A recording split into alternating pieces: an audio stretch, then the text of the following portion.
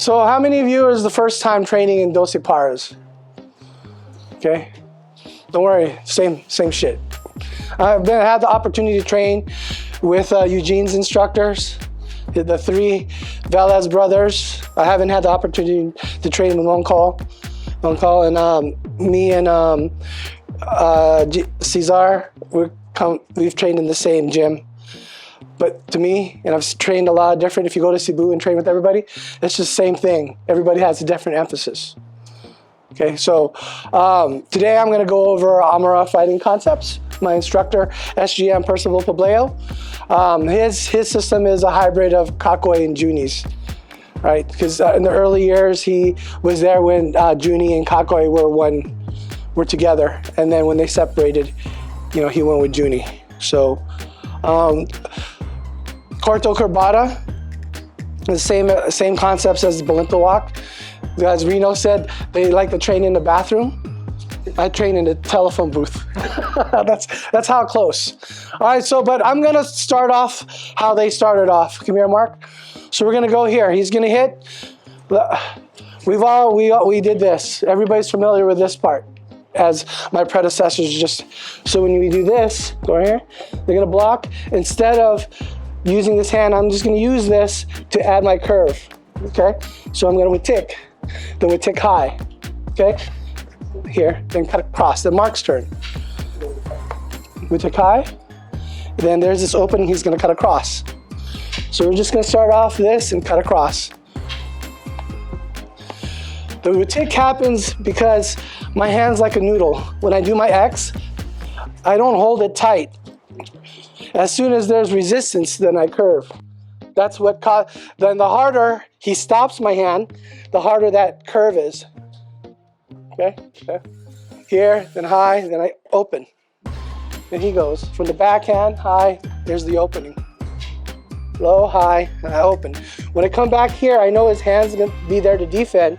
Depending on the position of the hand, if the hand's here, I'll go underneath it. If the hand's below, I go above it. Then he goes.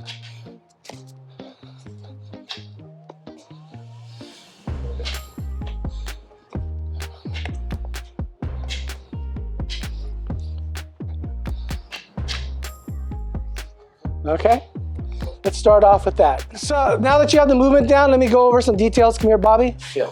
So here, when you're here, make sure with the block, you touch. Some people are just doing this, like this. Touch, touch. That way you develop control. Touch, touch, and then he starts. I'm right here, right here. Oops. Here, then hit. See, I'm right here already. Okay. Okay. So play with the hand position now. Whatever hand he gives you on your return, if it's here, I'll go low. Okay, then he starts. Oh, it's good. That's fine. It's okay. You learn the principle. If it's below, you go high. If it's high, you go low. But eventually, there is no principles. Yeah. Go ahead. And there, you go ahead. Here. So 2 things here. If I know his hand's gonna come, I use that as, or I can just would tick on its own. So there's 2 ways, right? If his hand blocks me, I will tick, or I just hit automatically. Go. Okay. Notice you can do 1. And I know okay. Go. Is it? Or I can go 1 and go here. I can go here. I can go 2. Then he goes. Okay? Okay. Play around with it. I want you to discover what's good for you. Sir. We've done the curving, the curbada. Here. Then it's my turn. I'm right here. Now's the tumba. They stop me here. This snaps.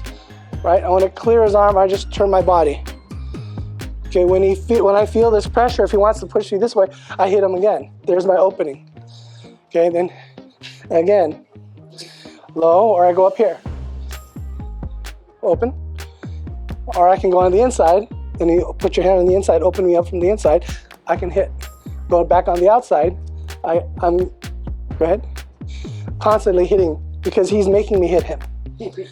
I don't want to hit Mark, but he's moving my hand because my wrists are loose. And the harder he pushes, the harder that snaps, okay? So how do I clear this one? When it clears inside, here's my X, X. Then he goes.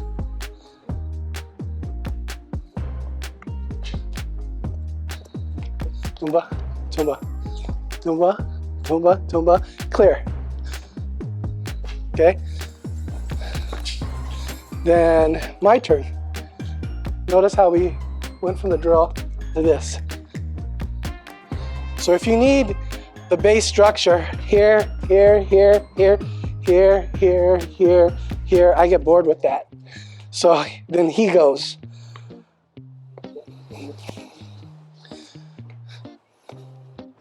Okay, good, Tumba. Then my turn. See how I let his hand move freely. But I'm there.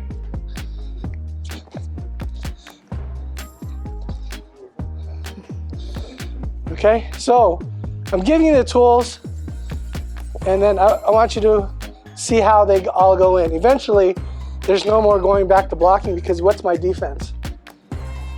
What's the defense? This hand. I know where it's going to be because it's going to be somewhere. It's going to come to me, right? I know it's here. But look, I still curve. I still tumba. I still X. Still X. Where did we see that? Right? Yeah.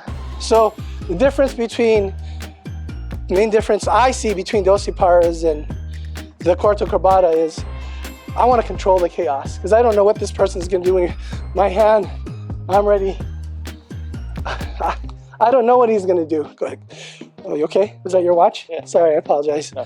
So I let him hit and practice his strikes because how you know how that strike's going to affect you if it's never been hit properly.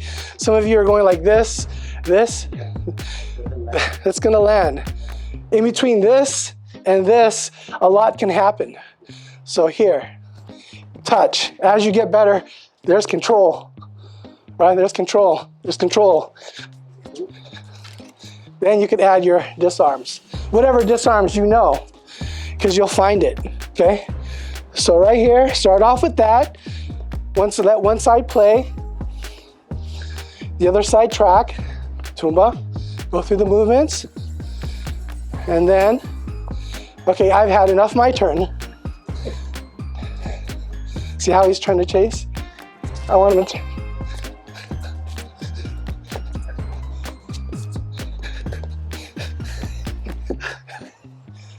Okay? So go ahead and play. Have fun, but don't hurt each other. Go slow, then slowly build it up. Using those parameters, curving low, your X, and tumba. You can drill something the whole time, but in the next, what I found, if I drill something the whole time, I always go, that's my go-to. But if I drill all this and discover, it's like walking a path and you have a map, right? You know where all these points are. But if I don't have a map, I get to explore and I know them myself, right? It's like a puzzle. I tell my students, I'm a shitty teacher. I don't give you I help you find the answers, right? Because I always hate it when somebody feels, it's like this. Oh, let me figure it out because I appreciate it more and it gets ingrained in my mind. Does that make sense? But I want to guide you there on your own, not give you a set path. Does that make sense? Because all of you have different experiences, and I'm sure all of you from wherever you train, you have some fantastic, wonderful locks you've learned from Dan Inosanto, Danny Guba, Steve Del Castillo, Atilio, maybe, okay? Whoever you train with, find a way to apply it, you know, because that's what our predecessors did. They're not original, they've added their own thing. But I want you all to be original in that it's yours, right? You can copy, you can look on the internet, but You know, I swagger jack a lot of different systems, but I make it work. I don't just go, all right, I can go slow. Hey, everybody, I'm gonna do this. Look, I can do this system. This is what they do in this system. No, I want somebody to actually hit me. That way I get in real time and I can apply it. That way you own it. Does that make sense? Yes. Right? In jiu-jitsu, I do jiu-jitsu, and I've gotten so much better at control sparring when I apply that mentality. It's not jiu-jitsu, it's in all martial arts that I found, right? To go slow and flow, and then you apply the technique, and then when you do it live, it happens. The magic happens, right? So go slow. That's the basic control sparring, as taught to me. Other people will teach you differently. Palusot, find the openings, get the strikes go. Palakao is the end game. Find your technique, stop. Once you're there, then go back to striking. Everybody goes, oh, I locked you, we're done, I'm good, the show's over. No, there's ending credits. Go back, right? The fun's still going. After you lock, sometimes you can't get it. You have to assume that it won't work all the time, then go back to, what's the essence of Esgrima? For me, is the striking. Then find it again, okay?